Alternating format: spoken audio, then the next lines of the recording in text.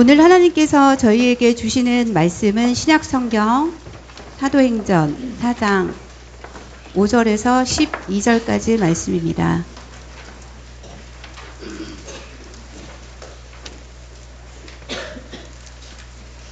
이튿날 관리들과 장로들과 서기관들이 예루살렘에 모였는데 대제사장 안나스와 가야바와 요한과 알렉산더와 및 대제사장의 문중이 다 참여하여 사도들을 가운데 세우고 묻되 너희가 무슨 권세와 누구의 이름으로 이 일을 행하였느냐.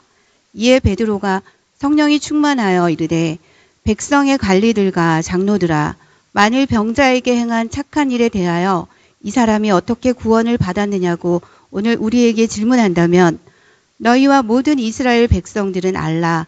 너희가 십자가에 못 박고 하나님이 죽은 자 가운데서 살리신 나사렛 예수 그리스도의 이름으로 이 사람이 건강하게 되어 너희 앞에 섰느니라. 이 예수는 너희 건축자들의 버린 돌로서 집 모퉁이의 머릿돌이 되었느니라.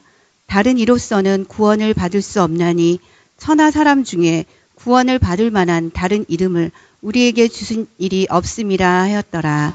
아멘. 아멘. 귀한 찬양과 말씀 봉독 기도 감사드립니다. 우리 성도님들의 삶의 자리자리마다 요즘 벚꽃이 많이 폈지 않습니까? 성령의 꽃이 활짝 피시기를 주님의 이름으로 축복합니다. 서양에는 어떤 복잡한 문제나 그리고 많은 일들이 있을 때 교과서처럼 생각하는 법칙이 하나가 있습니다. 그게 이드로 법칙입니다. 이드로의 법칙은 일반 리더십 책이나 삶의 지혜에 관련된 책에서 나오는 이야기입니다. 하지만 그 이드로 법칙은 성경에서 그 근원이 있습니다. 이드로 법칙의 배경이 되는 말씀은 출애굽기 19장 21절에 해당되는 말씀입니다. 어느 날 모세의 장인 이드로가 모세에게 방문을 하였습니다. 모세가 장정이 60만 명이니까 어린아이들 치고 노인들 치고 그리고 여성을 치면 대략 한 200만 명 정도 되는 그런 많은 무리를 재판하고 혼자서 어떤 결정을 내리고 있었습니다. 장인의 눈에 보기에 모세가 너무 힘든 상황 가운데 있는 것을 보게 된 것입니다. 그래서 모세가 하나님의 일을 하다가 탈진할 것 같아서 이드로가 모세에게 제안한 것은 백성들 중에 능력이 있는 사람들을 모아가지고 그 중에 한 명을 천부장으로 세우고 100부장을 세우고 50부장을 세우고 10부장을 채워서 그 역할들을 감당하게 한다면 일을 잘 추진할 수 있을 것이다 라는 것이 바로 이드로의 조언이었고 그리고 그 내용이 이드로 법칙에 관련된 내용입니다. 그래서 이드로 법칙이라는 것은 개인이 혼자 일을 다 할 수 없으니 일을 분담하고 사람에게 위임함으로써 일을 잘 처리하게 하는 것. 이것이 이드로 법칙의 내용입니다.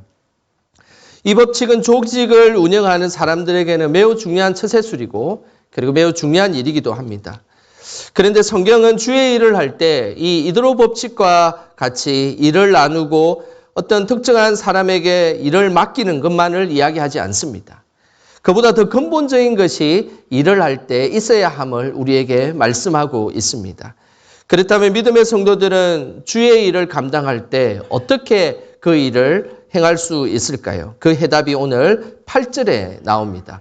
우리 다 같이 8절 말씀 함께 읽어보겠습니다.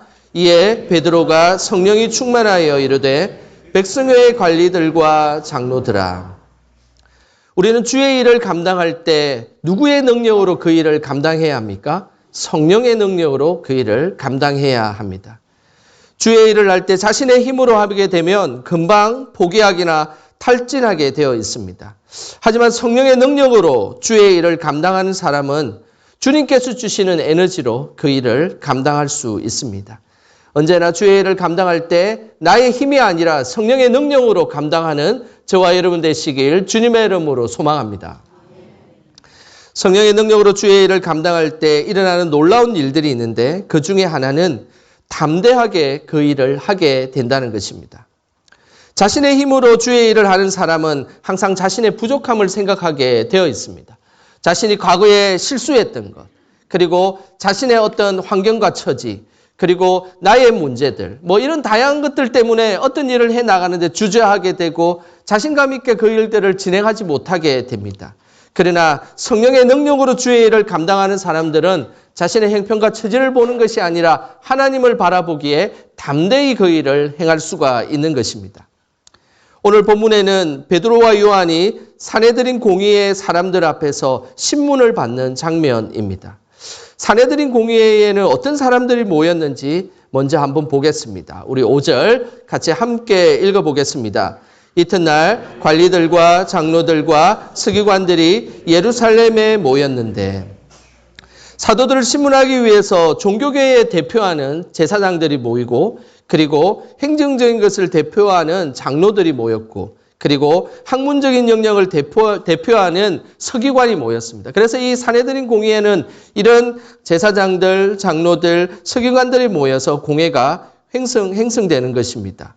근데 구체적으로 이들 중에서 어떤 인물이 모였는지를 6절에서 더 자세하게 소개하고 있습니다. 우리 6절 말씀 같이 함께 읽어보겠습니다. 대제사장 안나스와 가야바와 요한과 알렉산더와 및 대제사장의 문중이 다 참여하여 대제사장 가문이었던 안나스와 가야바가 모였다라고 기록하고 있습니다. 그리고 유대의 핵심 고위 종교 지도자인 요한과 알렉산더도 같이 모였다라고 기록되어 있습니다. 사실상 이 4명들은 다 안나스 가문의 사람들입니다. 안나스 가문 중에 가야바는 요한복음 18장 14절에 보면 예수님을 십자가에 처형할 때 매우 중요한 역할을 했던 인물입니다. 그러니 이 4명들이 모였다라는 것만 해도 직접적이든 간접적이든 예수님을 죽이는 데 역할을 했던 사람들이 모인 것입니다. 이런 사람들이 자신을 삥 둘러싸고 있다라고 한번 생각해 보시길 바랍니다. 자신을 죽이려고 하고 모함하려고 하고 어떻게든 말꼬리를 잡고 넘어뜨리려고 하는 사람들이 주변에 삥 둘러서 모여 있고 그 가운데 중심에 나 자신이 있다라고 한번 생각해 보시길 바랍니다. 그때 우리의 마음이 어떠하겠습니까? 그런데 베드로는 이들을 두려워하지 않았습니다. 그러면서 8절의 끝부분에 보면 백성들의 관리들과 장로들아라고 하면서 담대하게 외치고 있는 모습이 보입니다. 어떻게 이것이 가능할 수 있었을까요? 그것은 바로 성령의 충만함이 이들에게 있었기 때문입니다. 성령의 충만함은 우리를 담대하게 합니다. 어떤 상황에 부딪혀도 그 상황에 함몰되지 않고 우리가 그 상황을 극복하고 뛰어넘고 그리고 달려가게 하는 것, 그것이 바로 성령 충만함의 능력입니다. 자신의 힘으로 예수님을 따라다녔던 베드로는 작은 여인의 말에도 나는 예수님을 모른다고 하면서 부인했던 사람입니다. 두려움이 많았고 걱정, 근심이 많았던 인물입니다. 모든 것을 버리고 예수님을 따랐지만 늘 어떨 때는 최고의 신앙인 것처럼 이야기했다가 어떨 때는 신앙의 바닥을 치는 신앙의 기복이 심했던 인물입니다. 그런데 복음서에서 등장하는 이 사도 베드로의 모습과는 달리 사도행전에 등장하는 사도 베드로는 놀랍게도 달라진 모습을 보였습니다. 수천 명 앞에서도 담대하게 이야기를 할 수 있었고 그리고 자신을 죽일 수도 있는 공의의 사람들에게도 절대로 두려워하지 않았습니다. 그러면서 오히려 그들을 향해 관리들과 장로들아라고 소리칠 수 있는 사람, 그렇게 바뀔 수 있게 된 것입니다. 어떻게 이것이 가능할 수 있겠습니까? 그것은 바로 성령의 충만함을 덧입었기 때문에 가능한 것입니다. 베드로의 상황을 보면 결코 베드로가 이렇게 담대할 수 있는 상황이 아니었습니다. 그 모습이 사도행전 4장 13절에 이렇게 말씀되고 있습니다. 우리 사도행전 4장 13절 말씀 같이 함께 읽겠습니다. 그들이 베드로와 요한이 담대하게 말함을 보고 그들을 본래 학문 없는 범인으로 알았다가 이상히 여기며 또 전에 예수와 함께 있던 줄도 알고 사내들인 공회에 이렇게 삥 둘러싸서 베드로를 공격하는 이 사람들은 베드로를 정확하게 알고 있었습니다. 베드로는 학문적으로 부족한 사람이다라는 걸 알고 있었습니다. 율법도 잘 모르고 그리고 어찌 보면 히브리어와 헬라어도 잘 모르는 그런 것에 능통하지 않는 그런 부족한 사람이었습니다. 뿐만 아니라 예수 그리스도의 제자이다라는 사실도 사내들인 공의의 사람들은 누구나 잘 알고 있었습니다. 그러니 그 상황에서 이들이 담대하게 행할 수 있는 조건이라고는 하나도 없는 상황이었습니다. 그러나 베드로와 요한은 더 이상 도망가지 않았습니다. 그리고 이 모습을 보고 이 공의의 사람들은 이상히 여겼다. 깜짝 놀랐다라는 것입니다. 어떻게 저가 저렇게 당당할 수가 있을까? 어떻게 저가 저렇게 많은 이야기를 저렇게 자세히 담대하게 이야기할 수가 있었을까? 그것은 일반적인 공의의 사람들이 보기에는 도저히 이해될 수 없는 그런 모습이었습니다. 성령의 능력은 우리를 담대하게 하는 능력을 가지고 있습니다.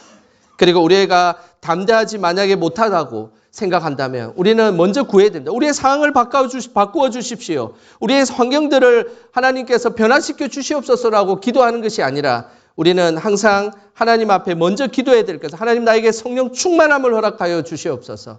내가 그 충만함으로 주의 일을 감당하게 하시고 그 충만함으로 나에게 주어진 일들을 행하게 하여 주시옵소서라고 우리는 기도해야 되는 것입니다. 3월부터 화요전도대가 운영되고 있습니다. 우리 화요전도대는 전농동 사거리에 먼저 전도를 하고 그리고 또 다른 팀은 이 롯데슈퍼 앞에서도 전도하고 그리고 우리 교회 바로 위에 배봉산에서도 전도를 합니다. 그런데 놀라운 것은 평소에 사람들 앞에서 나서서 이야기하는 것을 부끄러워하는 분들도 있고 그리고 그곳에는 낯을 많이 가리는 분들도 있고 또 어떤 분은 걷기도 힘들어서 교회에 오기도 상당히 힘들어하는 분들도 계십니다. 그런데 놀라운 것은 그분들이 담대하게 복음을 전하고 전도하고 있다는 사실입니다. 평소 같으면 지나가는 동네 사람들에게 말도 잘 못 걸으시는 분들이 이제 생수와 함께 전도지를 전하는 모습은 참으로 감동적입니다. 어떻게 이들이 그 일들을 감당할 수 있겠습니까? 그것은 바로 성령께서 함께 하시기 때문입니다. 복음을 전하는 것은 바로 성령의 능력으로 전하는 것입니다. 우리가 말씀 듣고 그리고 힘차게 찬양하고 기도하며 나아가는 것은 그 속에 하나님 주신 성령을 구하기 위한 모습입니다. 그래서 우리가 함께 합심하여 기도하고 말씀 듣고 하나님 앞에 찬양할 때 그곳에는 능력이 나타나는 것입니다. 성령이 우리와 함께하고 그리고 우리가 할 수 없는 영역을 뛰어넘어서 그 일들을 행하시는 성령의 능력이 있기 때문입니다. 그래서 우리는 주의 일들을 감당할 때 내 힘으로 하는 것이 아닙니다. 나의 어떤 능력, 나의 판단으로 하는 것이 아닙니다. 늘 성령께서 주시는 그런 판단과 성령께서 주시는 힘, 그 능력으로 행할 때 그것이 바로 믿음의 사람, 성령의 사람의 모습입니다. 항상 성령의 능력으로 용기 백배 가지고 담대히 살아가는 저와 여러분 되시기를 주님의 이름으로 소망합니다.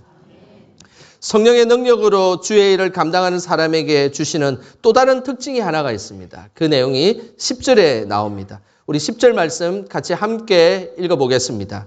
너희와 모든 이스라엘 백성들은 알라. 너희가 십자가에 못 박고 하나님이 죽은 자 가운데서 살리신 나사렛 예수 그리스도의 이름으로 이 사람이 건강하게 되어 너희 앞에 섰느니라. 성령의 능력으로 주의 일을 감당하는 사람들은 예수 그리스도의 이름으로 그 일을 감당한다라는 것입니다. 성령 충만한 사람은 자신의 이름을 내기 위해 그 일을 행하지 않습니다. 예수님의 이름을 위해, 하나님의 영광을 위해, 하나님의 이름을 위해, 그리고 성령을 위해 우리가 행하는 사람입니다. 이것이 성령 충만한 자의 모습입니다. 성령 충만했는데 나의 그 삶의 자리가 자신이 드러나고 그리고 그 일들이 자신이 행한 일들로 이루어지고 있다면 그것은 성령 충만함의 자리가 아닙니다. 7절에 보면 공의의 사람들이 베드로와 요한을 가운데 세워놓고 성전 미문에서 안전병에 일어난 사건을 두고 도대체 무슨 권세와 그리고 누구의 이름으로 이 일을 행하느냐라고 물어보았습니다. 그때에 베드로와 요한은 지체 없이 이 일을 행할 수 있었던 것은 십자가에 못 박히시고 부활하신 나사렛 예수 이름으로 내가 이를 행했다라고 분명히 말씀하고 있습니다. 이것이 성령의 능력으로 주의 일을 감당하는 자의 모습입니다. 성령의 능력으로 주의 일을 감당하는 사람은 자신의 이름을 드러내지 않습니다. 바로 예수님의 이름을 드러내는 사람입니다. 사역의 아름다운 열매는 예수님의 이름이 드러날 때 그곳에 사역의 아름다운 열매들이 일어납니다. 저 사람은 뭔가 부족한 것 같고 저 사람은 또 말주변이 좀 없는 것 같고 저 사람은 뭔가 그 일을 할 수 없는 능력이 없는 것 같은데 근데 그 일이 이루어지는 겁니다. 그러면 사람들이 하기에 저 사람에게는 뭔가 하나님의 도우심이 있는 것 같다. 그 사람에게는 성령께서 이끄시는 것이 있는 것 같다고 느껴진다면 그곳에는 성령이 역사한다는 것입니다. 자신의 이름이 드러나고 뭔가가 드러나고 능력이 드러나는 그곳에는 성령이 역사하지 않습니다. 뭔가 부족하고 연약하고 채워지는 것이 필요하다는 생각이 들 때 그렇구나. 저 사람에게는 정말 성령이 있구나. 저 사람에게는 하나님이 함께 하시구나 하는 그 능력이 있을 때 그때에 그곳이 성령의 폭발적인 은혜가 임하게 되고 그리고 성령의 역사가 일어나게 되는 것입니다. 저는 우리 영광교회가 그런 성령의 역사가 있기를 주님의 이름으로 소망합니다. 늘 함께 우리가 부족한 부분도 있고 연약한 부분도 있고 그리고 완벽하지 못한 부분도 있을지라도 하나님이 함께 하시기에 그 일이 이루어지고 우리가 감당하지 못했던 은혜를 경험하게 되고 그리고 모여서 협력하여 선을 이루니까 더 큰 선이 이루어지는 곳, 그곳이 우리 교회가 되기를 주님의 이름으로 축복합니다. 우리가 이 땅을 살아갈 때에 열심히 봉사하고 사역을 감당했는데 개인의 이름이 드러나게 되면 그곳에는 성령의 역사가 일어나지 않습니다. 이 사실에 대해서 예수님은 매우 중요한 말씀을 지적하셨습니다. 예수님은 마태복음 7장에 예수님의 이름으로 사역하지 않고 자신의 이름으로 사역하는 사람들에 대해서 매우 꾸짖으시며 이렇게 말씀하셨습니다. 마태복음 7장 23절 말씀 우리 같이 함께 읽어보겠습니다.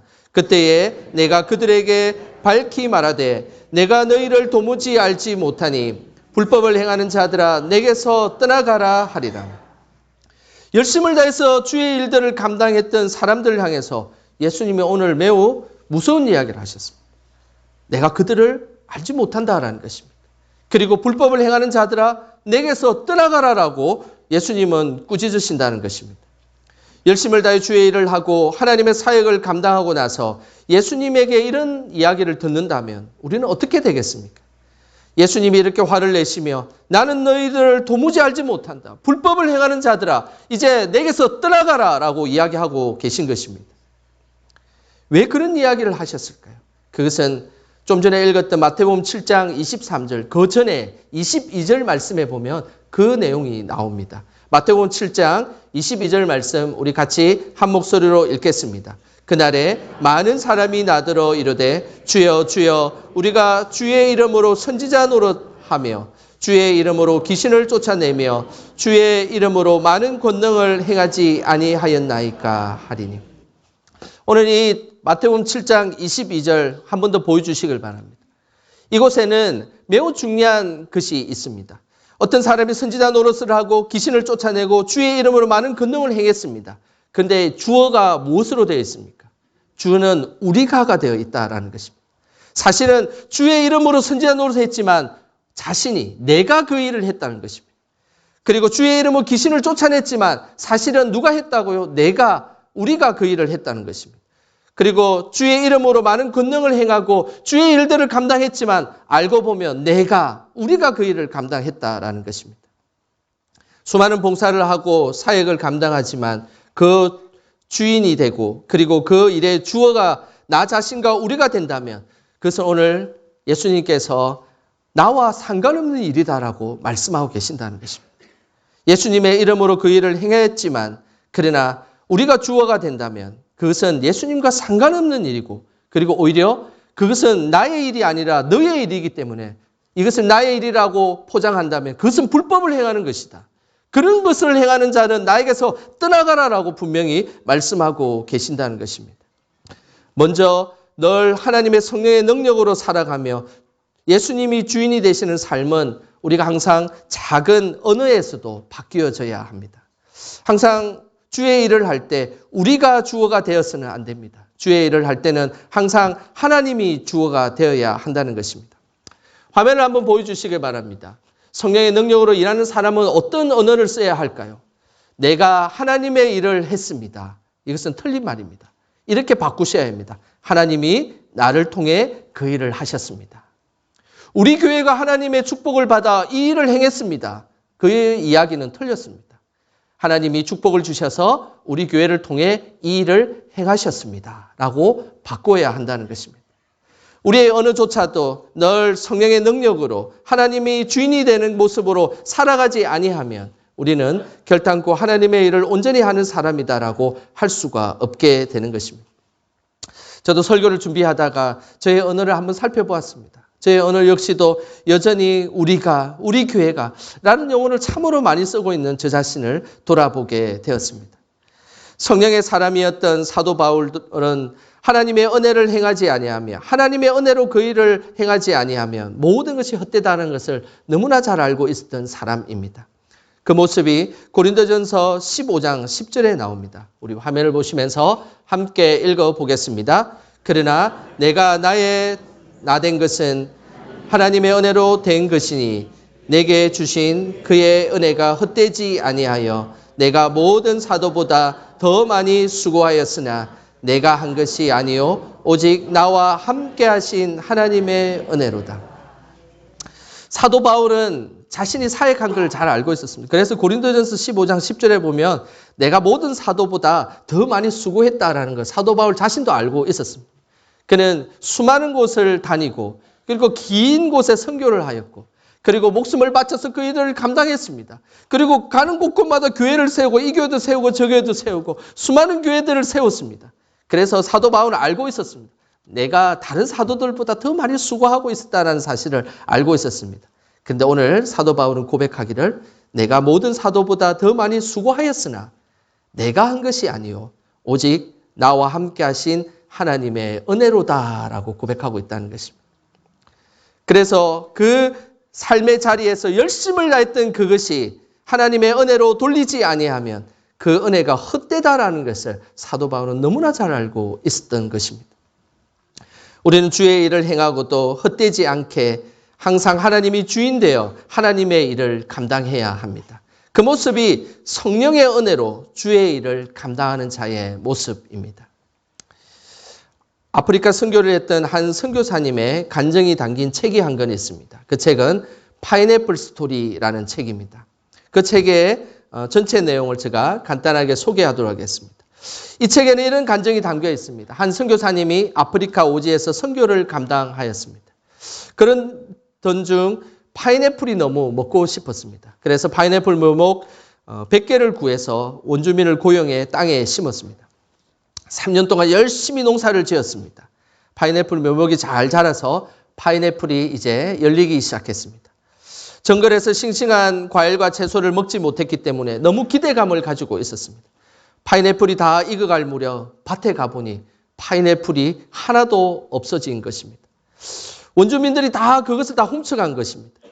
선교사님은 너무나 무척 화가 났습니다. 이것은 내 것이고 내 땅에서 내가 심은 것인데 파인애플을 훔쳐간 원주민들에게 화를 내었습니다. 그러면서 또다시 파인애플을 훔쳐가면 당신들을 위한 병원문을 내가 닫겠다라고 협박을 했습니다. 그러면서 파인애플이 없어지지 않을 것이라 생각했습니다. 그래도 여전히 파인애플이 없어지기 시작했습니다. 이번에는 독일산 셰퍼드 큰 개를 사가지고 와서 파인애플 농장을 지키게 했습니다. 원주민들은 개를 너무 두려워했기 때문에 이제 파인애플이 없어지지 않을 것이라고 생각했습니다. 그런데 아니나 역시나 다르게 파인애플이 여전히 없어졌습니다. 그러면서 선교사님은 더 화가 나서 원주민들을 거칠게 대했습니다. 그리고 나서 선교사님이 한 번은 한 집회에 참석했습니다. 근데 그때 하나님께서 큰 은혜를 선교사님에 내려주셨습니다.